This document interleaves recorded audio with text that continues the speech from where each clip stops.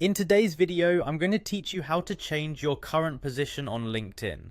This process is simple, quick, and an essential tool for ensuring your LinkedIn profile reflects your professional current status. Let's dive in and walk through the steps together. First, open your web browser and navigate to linkedin.com.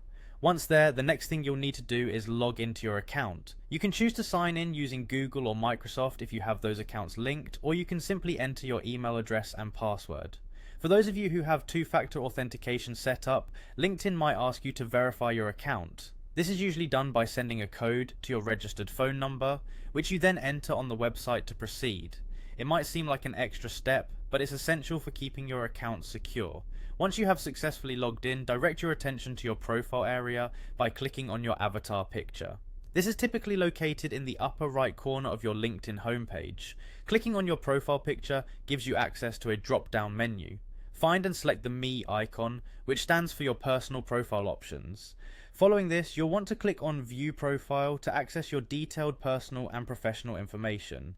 Now that we're on your profile page, scroll down until you reach the Experience section. This is a crucial area where your current and past job experiences are listed. Look for the position you wish to update and locate the pencil icon next to it. This is the edit icon, and clicking it will open a pop-up window where you'll be able to make changes to your job details. Within this pop-up window, you have the freedom to update several aspects of your position. You can change your job title, the company you work for, your job location, the dates associated with your role, and even the description of what you do.